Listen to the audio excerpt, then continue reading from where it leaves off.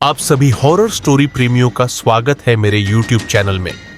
हमारे चैनल में आपके लिए रहस्यमयी, खौफनाक और अनसुना भूतिया कहानी आती रहेगी, इसलिए चैनल को सब्सक्राइब करें, वीडियो को लाइक करें और एक कमेंट करें ताकि हम आपके लिए ऐसी ही कहानी बनाते रहेंगे।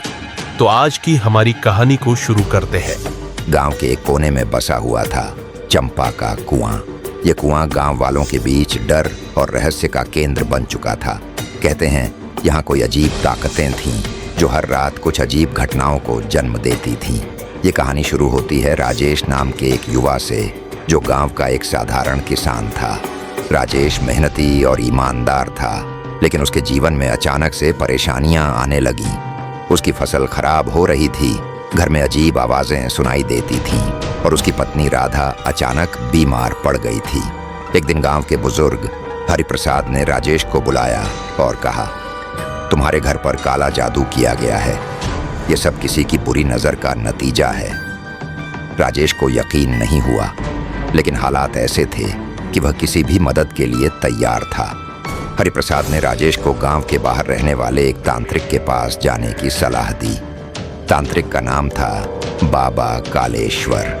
बाबा का व्यक्तित्व डरावना था, लंबी दाढ़ी, लाल आंखें और गले में हड्डियों की माला। बाबा ने राजेश को देखते ही कहा, तुम्हारे घर पर काले जादू का असर है। तुम्हारे दुश्मन ने तुम्हारी बर्बादी के लिए ये किया है। बाबा ने राजेश को एक रात चंपा के कुएं पर जाने के लिए कहा। वहां तुम्हें काले कपड़े में लिपटा हुआ एक गुड़िया मिलेगा। वह तुम्हारी बर्बादी का कारण है। उसे नष्ट करना होगा, लेकिन सावधान रहना, क्योंकि वह आत्माएं तुम्हें रोकने की कोशिश करेंगी। राजेश ने बाबा की बात मानी और रात के समय चंपा के कुएं पर पहुंचा। कुएं के पास अजीब सी ठंडक थी और वहां सन्नाटा पसरा हुआ था। जैसे ही उसने गुड़िया को खोजने की कोशिश की, हवा में अचानक से अजीब आवाजें आने लगीं। तुम यहाँ क्या कर रहे हो? एक गहरी डरावनी आवाज ने पूछा। राजेश ने मुड़कर देखा तो उसे वहां कोई नहीं दिखा, लेकिन फिर एक परछाई तेजी से उसकी ओर बढ़ी। वह डर गया, लेकिन उसने हिम्मत नहीं हारी। उसने जमीन खोदी और काले कपड़े में लिपटी हुई गुड़िया निकाली। जैसे ही उसने गुड़िया को हाथ में लिया, वहां की हवा और भी भारी हो गई। परछाइयों ने उसे घेर लिया। इसे छोड़ दो, वरना तुम्हारा भी अंत हो जाएगा, आत्माओं ने चेतावनी दी। लेकिन राजेश ने अपनी हिम्मत बनाए रखी। उसने बाबा के दिए हुए मंत्र को जोर जोर से पढ़ना शुरू किया। मंत्र पढ़ते ही गुड़िया अचानक जलने लगी और एक भयानक चीख पूरे इलाके में गूंज उठी। परछाइयां गायब हो गईं और वातावरण शांत हो गया। अगले दिन राजेश के घर का माहौल बदल गया। उसकी पत्नी ठीक हो गई और उसकी फसलें फिर से हरी भरी हो गईं। बाबा ने उसे बताया कि जिसने भी यह काला जादू किया था, उसकी शक्ति खत्म हो चुकी है। यह घटना गांव में एक सबक बन गई। लोगों ने समझ लिया कि बुरी ताकतों से लड़ने के लिए हिम्मत और सही मार्गदर्शन जरूरी है। राजेश की जिंदगी वापस पटरी पर आ चुकी थी। सब कुछ सामान्य लग रहा था, लेकिन यह शांति ज्यादा दिन तक नहीं टिक सकी। एक रात जब पूरा गांव सो रहा था, चंपा के कुएं से फिर से अजीब आवाजें आने लगीं। ये आवाजें ऐसी थीं जैसे कोई औरत दर्द से चीख रही हो। गांव के लोग डरे हुए थे, लेकिन किसी में हिम्मत नहीं थी कि रात के अंधेरे में कुएं के पास जाए। अगले दिन सुबह राजेश के दरवाजे पर गांव के मुखिया हरिप्रसाद पहुंचे। उन्होंने कहा, राजेश, तुम्हें फिर से कुछ करना होगा। लगता है वह बुरी ताकतें वापस आ गई हैं। राजेश फिर से बाबा कालेश्वर के पास गया। बाबा ने उसकी बात सुनकर कहा, तुमने गुड़िया नष्ट कर दी थी, लेकिन जिसने यह काला जादू किया था, वह अब और ज्यादा शक्तिशाली बन चुका है। वह अब तुम्हारे गांव को निशाना बना रहा है।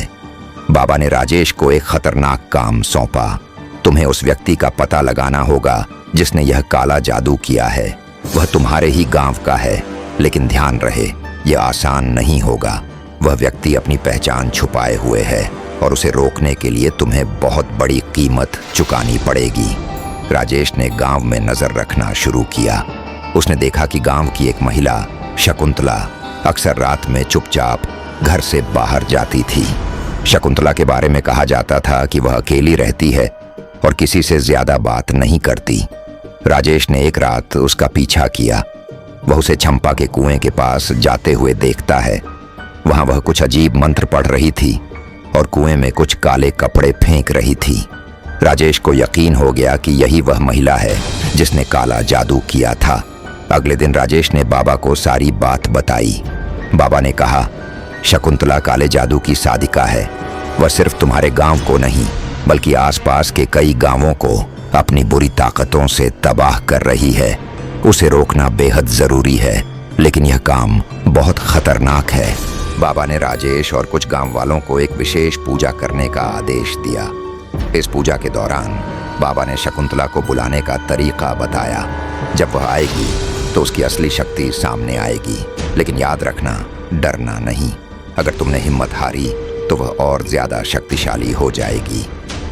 रात को चंपा के कुएं के पास पूजा शुरू हुई। जैसे ही मंत्र पढ़े जाने लगे, अचानक से तेज हवाएं चलने लगीं। कुएं से धुएं का गुब्बार निकला और उसमें शकुंतला की परछाई दिखाई दी।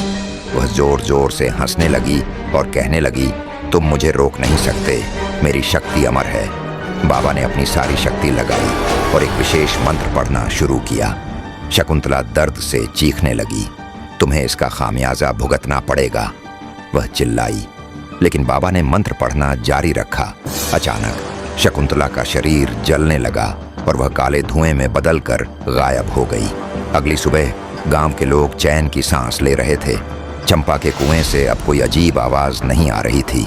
बाबा ने कहा, शकुंतला की बुरी आत्मा नष्ट हो चुकी है, लेकिन याद रखना, बुरी ताकतें हमेशा कमजोर दिलों को निशाना बनाती हैं।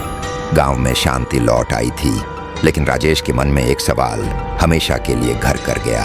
क्या सच में यह सब खत्म हो गया था या बुरी ताकतें फिर से लौटेंगी? चंपा के कुएं पर आई शांति ज्यादा दिन तक नहीं टिक सकी। एक हफ्ते बाद गांव के एक बच्चे रघु ने दावा किया कि उसने रात के अंधेरे में कुएं के पास किसी अजनबी को खड़े देखा था। वह व्यक्ति काले कपड़े पहने हुए था और उसके हाथ में एक अजीब चमकता हुआ पत्थर था। गांव वालों ने इसे शुरुआत में रघु की कल्पना समझा, लेकिन अगले दिन गांव की गायें और भैंसें अचानक बीमार पड़ने लगीं। उनकी आंखों में अजीब सा लाल रंग था और उनकी हालत दिन ब दिन बिगड़ने लगी। गांव के बुजुर्गों को यकीन हो गया कि यह काला जादू फिर से सक्रिय हो गया है। इस बार काले जादू का निशाना सीधे राजेश का परिवार बना। उसकी बेटी सीमा, जो हमेशा खुशमिजाज रहती थी, अचानक अजीब व्यवहार करने लगी। वो आधी रात को उठकर घर के बाहर किसी से बातें करती थी, जबकि वहां कोई नहीं होता था। एक रात राजेश ने सीमा को कुएं की तरफ जाते हुए देखा। राजेश ने उसे रोकने की कोशिश की, लेकिन सीमा की आंखों में एक अलग चमक थी। वह किसी दूसरी भाषा में कुछ बोल रही थी। राजेश ने बाबा कालेश्वर को बुलाया। बाबा ने सीमा को देखकर कहा, यह लड़की अब बुरी आत्मा के कब्जे में है। इसे बचाने के लिए हमें एक विशेष यज्ञ करना होगा, लेकिन इस बार खतरा और बड़ा है। बाबा ने बताया कि रघु ने जो चमकता हुआ पत्थर देखा था, वह एक तांत्रिक का शक्ति पत्थर हो सकता है। यह पत्थर बुरी आत्माओं को अपनी ओर खींचता है और उनकी ताकत बढ़ाता है। बाबा ने कहा, हमें इस पत्थर को नष्ट करना होगा, लेकिन यह आसान नहीं होगा क्योंकि वह तांत्रिक हमें रोकने की कोशिश करेगा। बाबा ने राजेश और गांव वालों को यज्ञ की तैयारी करने को कहा। यज्ञ रात के समय चंपा के कुएं के पास किया जाना था, क्योंकि वही जगह इन बुरी ताकतों का केंद्र थी। रात गहराते ही यज्ञ शुरू हुआ। जैसे ही मंत्रोच्चार शुरू हुआ, हवा अचानक भारी हो गई। आसपास की पेड़ पत्तियां जोर जोर से हिलने लगीं। यज्ञ के बीच में एक काली परछाई कुएं से निकलकर बाहर आई। वह वही तांत्रिक था जिसे रघु ने देखा था। तांत्रिक जोर से हंसते हुए बोला, तुम सब मुझे रोक नहीं सकते, यह गांव अब मेरा है। उसने अपने हाथ से कुछ राख फेंकी और यज्ञ की अग्नि बुझने लगी। बाबा ने तांत्रिक को रोकने के लिए अपने मंत्रों का प्रयोग किया, लेकिन तांत्रिक बहुत शक्तिशाली था। राजेश ने हिम्मत नहीं हारी। उसने बाबा के दिए हुए रक्षा कवच को पहनकर तांत्रिक का सामना किया। तांत्रिक ने राजेश को डराने की कोशिश की, लेकिन राजेश ने अपने विश्वास और साहस के बल पर मंत्र पढ़ना जारी रखा। तांत्रिक ने अपना शक्ति पत्थर निकालकर राजेश पर हमला किया, लेकिन राजेश ने पत्थर को छीनकर कुएं की आग में फेंक दिया। जैसे ही पत्थर जलने लगा, तांत्रिक दर्द से चीखने लगा और धीरे धीरे गायब हो गया। तांत्रिक के अंत के साथ ही गांव में सब कुछ सामान्य होने लगा। सीमा की हालत भी ठीक हो गई और बीमार जानवर भी स्वस्थ हो गए। बाबा ने गांव वालों को चेतावनी दी, ये आखिरी बार नहीं है। बुरी ताकतें हमेशा कमजोर दिलों और लालच का फायदा उठाती हैं। हमें सतर्क रहना होगा। हालांकि तांत्रिक खत्म हो गया था, लेकिन कुएं से अब भी एक अजीब सन्नाटा महसूस होता था। क्या सच में सब कुछ खत्म हो गया था, या यह किसी और बड़े खतरे की शुरुआत थी? तांत्रिक के अंत के बाद गांव में सब कुछ सामान्य लग रहा था, लेकिन राजेश के मन में अजीब सी बेचैनी थी। वह बार बार सोचता कि तांत्रिक के जाने के बाद भी कुएं के पास एक अजीब सा सन्नाटा क्यों महसूस होता है। एक रात राजेश ने सपना देखा। सपने में एक औरत सफेद साड़ी पहने हुए कुएं के पास खड़ी थी। उसकी आंखें लाल थीं और वह राजेश को इशारा कर रही थी। जैसे ही राजेश उसके पास गया, वह औरत अचानक गायब हो गई। सुबह उठते ही राजेश ने बाबा कालेश्वर से यह सपना साझा किया। बाबा ने गंभीर होकर कहा, यह औरत कोई और नहीं बल्कि चंपा है। इस कुएं का नाम उसी के नाम पर रखा गया था। यह कुआं उसकी आत्मा से जुड़ा हुआ है। जब तक उसकी आत्मा को शांति नहीं मिलेगी, यह गांव पूरी तरह से सुरक्षित नहीं हो सकता। बाबा ने राजेश को चंपा की कहानी सुनाई।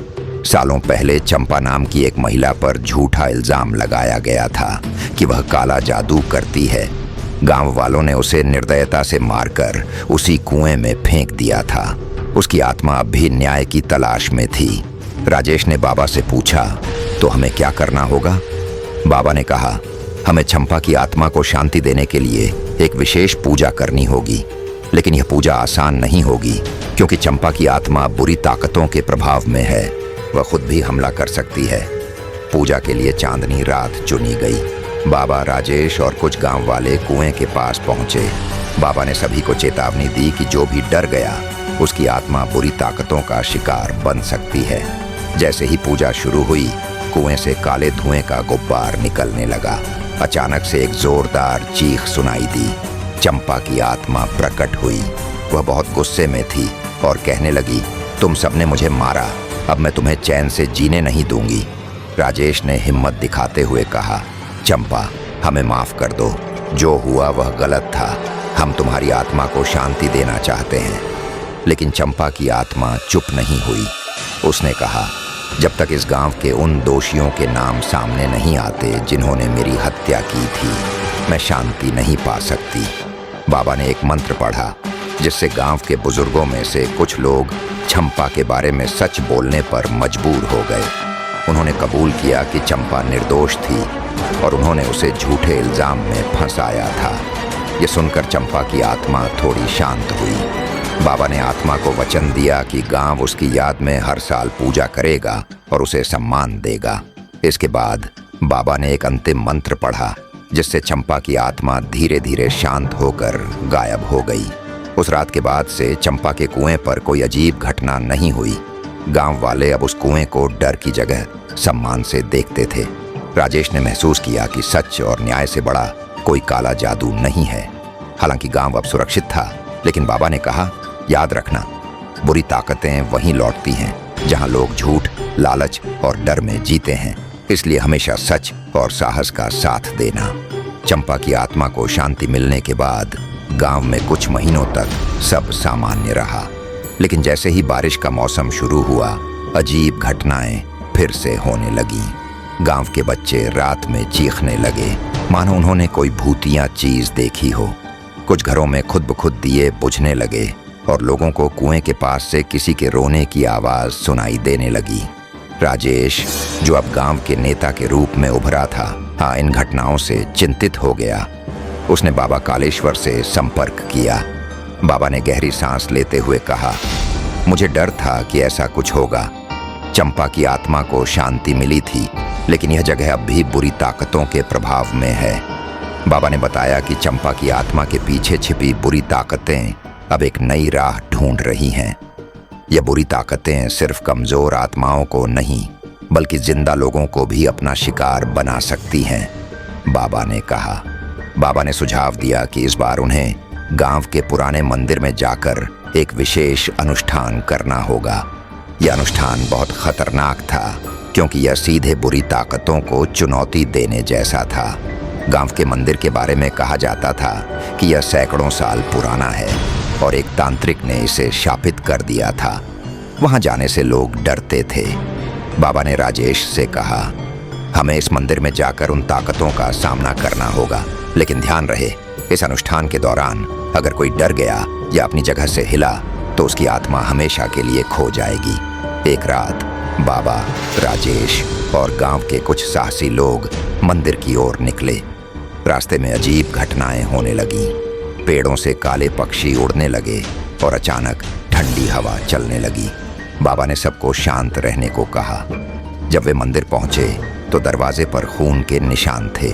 बाबा ने बताया कि यह निशान उन लोगों के हैं जिन्होंने पहले इस जगह पर अनुष्ठान करने की कोशिश की थी और असफल रहे।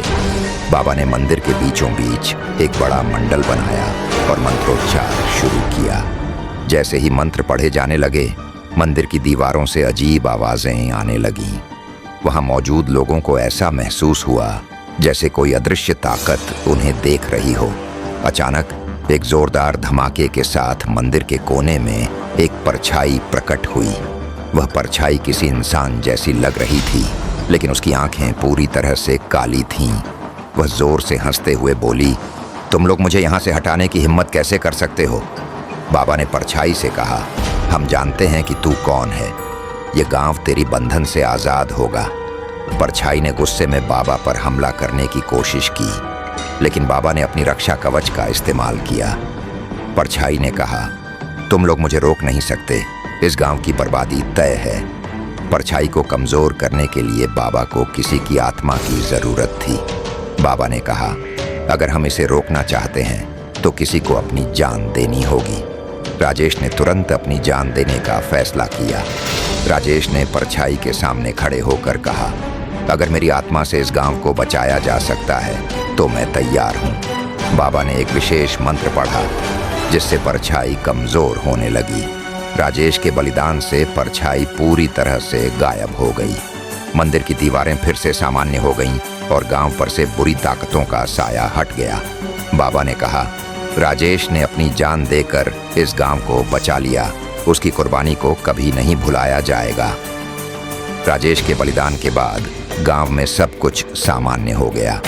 लोग उसे एक नायक के रूप में याद करने लगे। बाबा ने गांव वालों को चेतावनी दी, हमेशा सतर्क रहना, क्योंकि बुरी ताकतें कभी भी वापस आ सकती हैं। क्या यह सच में अंत है? हालांकि गांव अब सुरक्षित था, लेकिन मंदिर के पास अब भी एक अजीब सन्नाटा महसूस होता था।